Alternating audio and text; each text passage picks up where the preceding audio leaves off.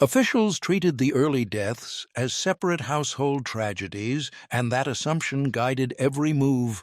A man took a few drops from a small bottle kept among prayer items and fell sick days later, then another, then another, in homes that shared no servants and no single physician.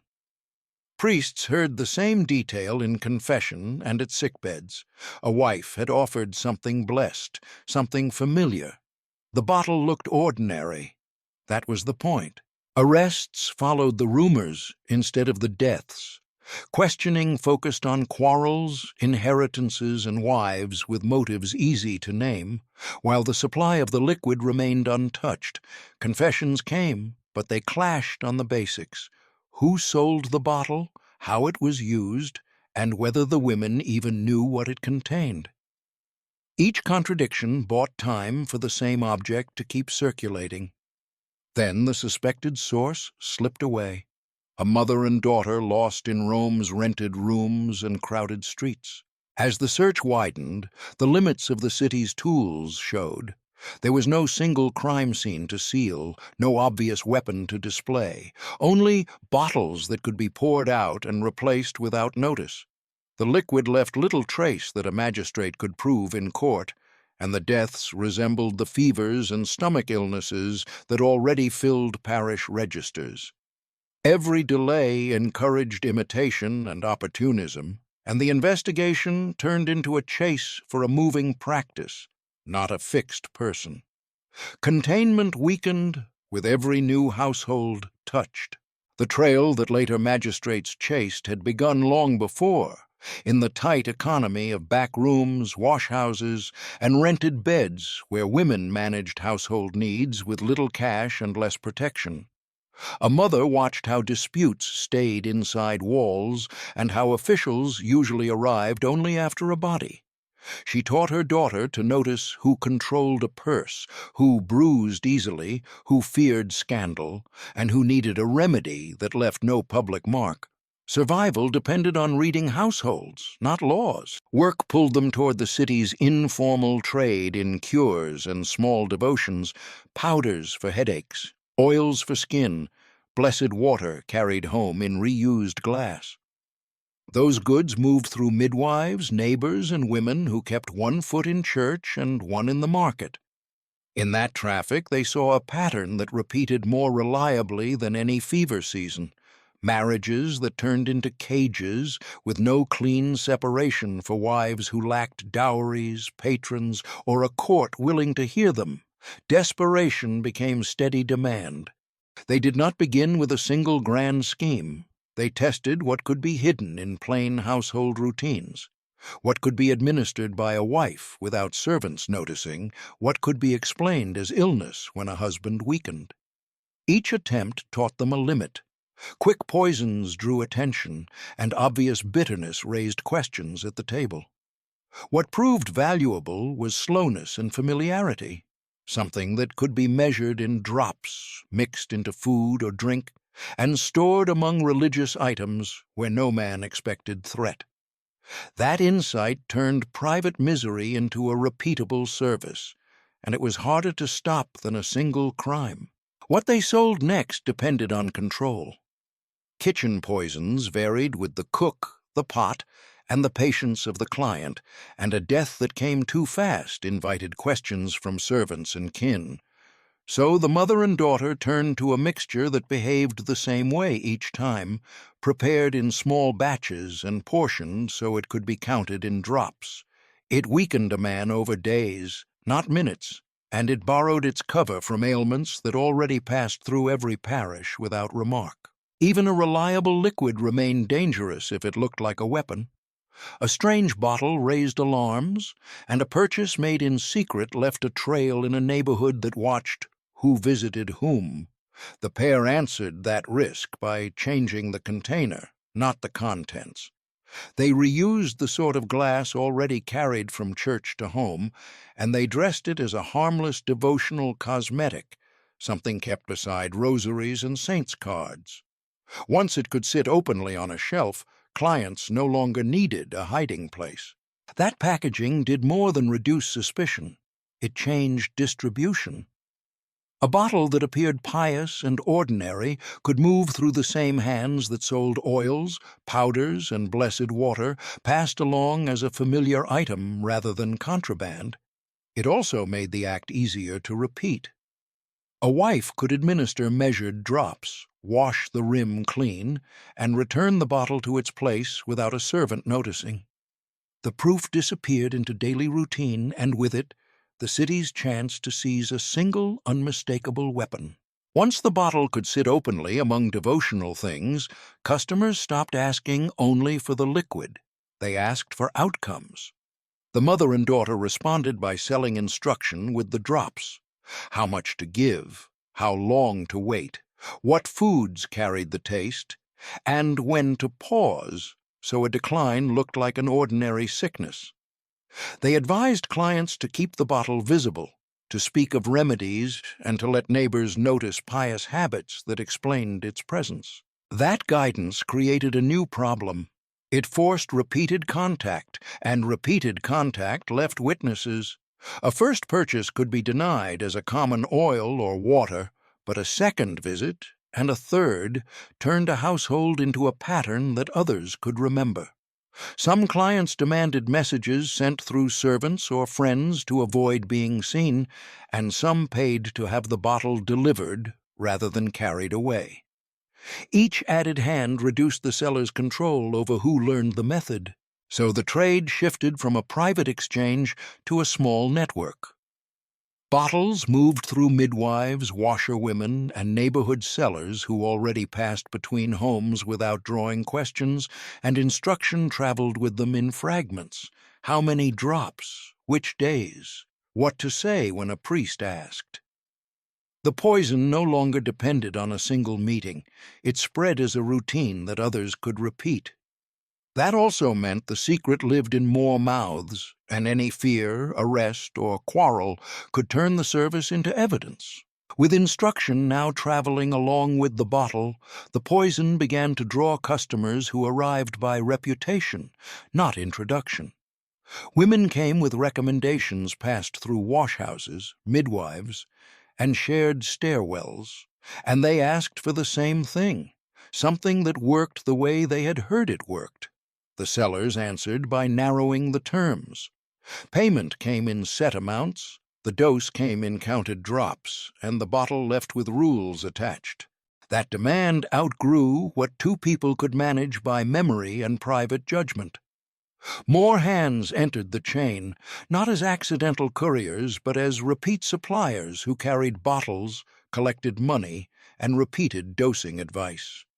Some intermediaries began to keep small stocks in their own rooms so they could serve clients quickly.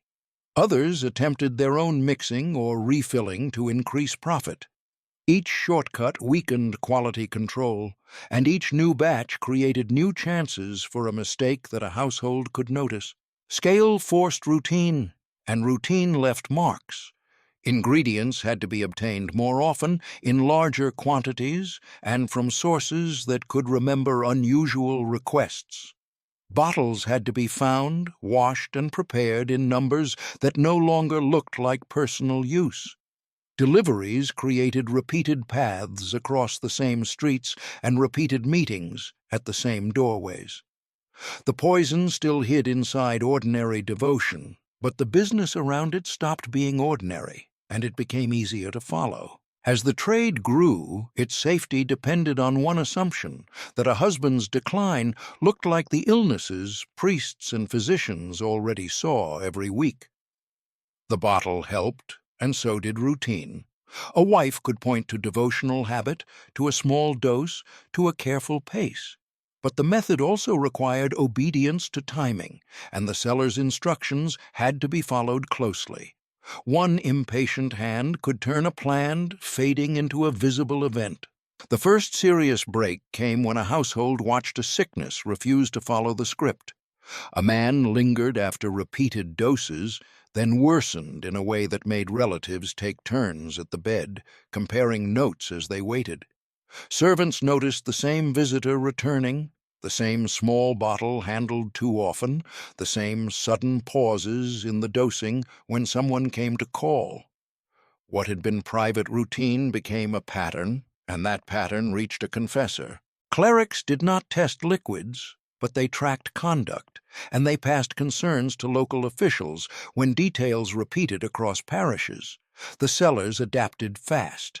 They reduced face-to-face meetings, used tighter signals, split supplies into smaller caches, and shifted delivery through different stairwells and markets.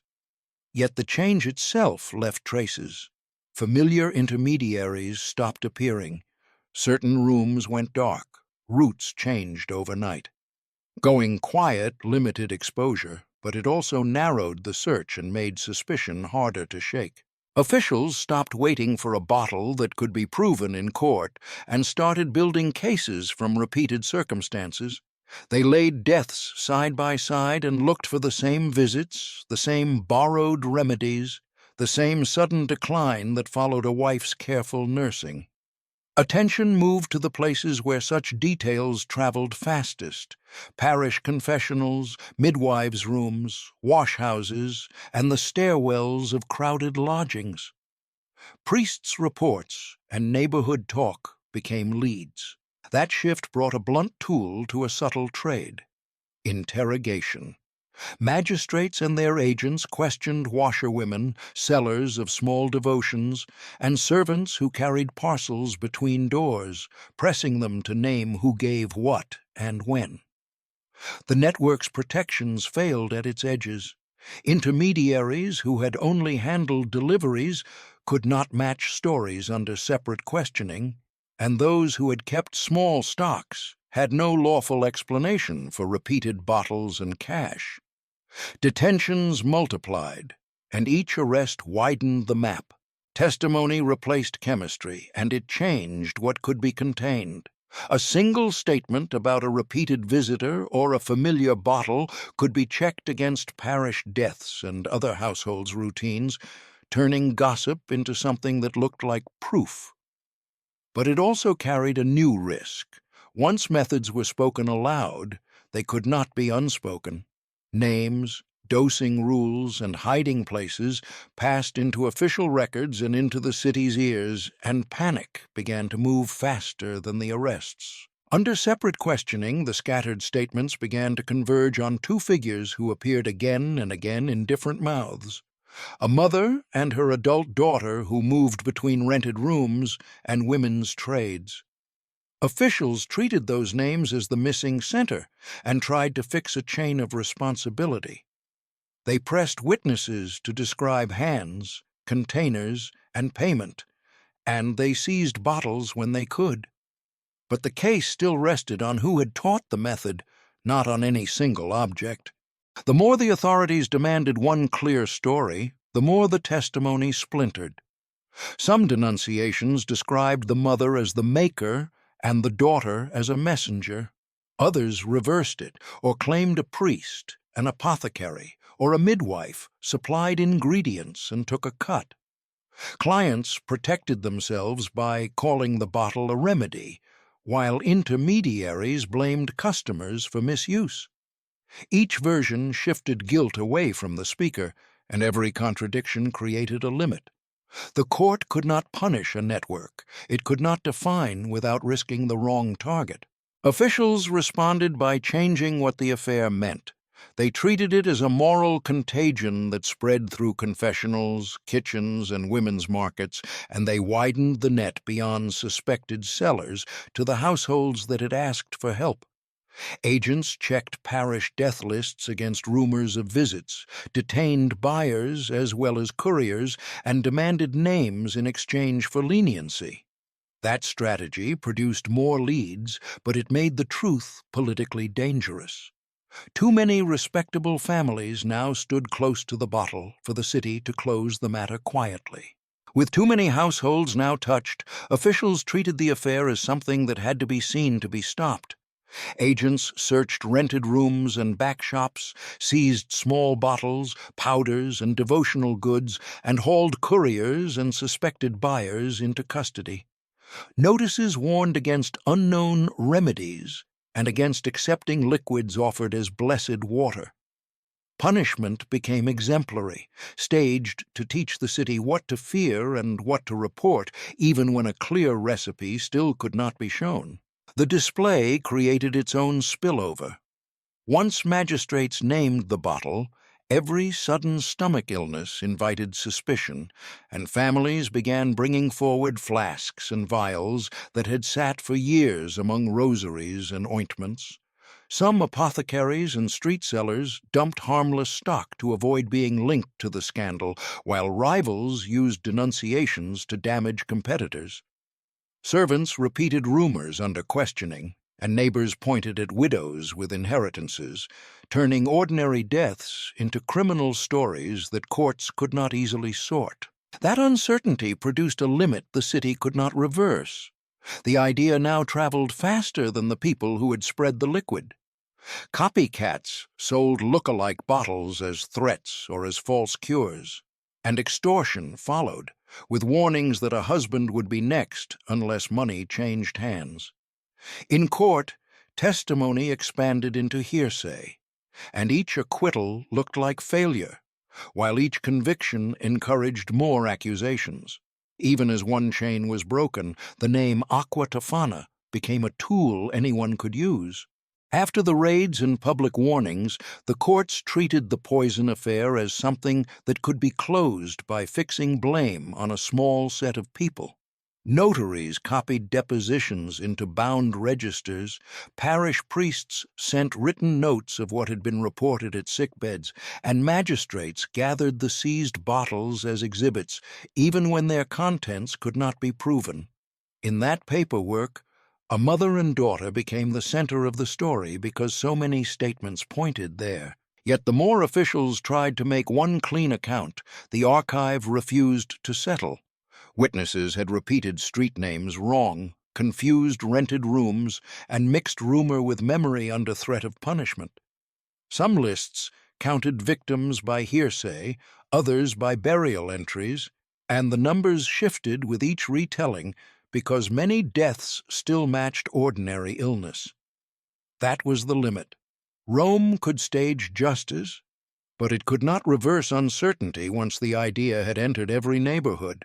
In the years that followed, the case survived less as a solved crime than as a usable warning. Preachers and moral writers pointed to the bottle as proof that sin hid inside routine devotion, and officials kept the name alive in notices and files that later compilers mined. But the same record also exposed what the prosecutions could not erase. Wives had sought private remedies because separation, protection, and lawful exit often depended on money and male consent. That mechanism made the legend durable, and it made the next imitation harder to prevent.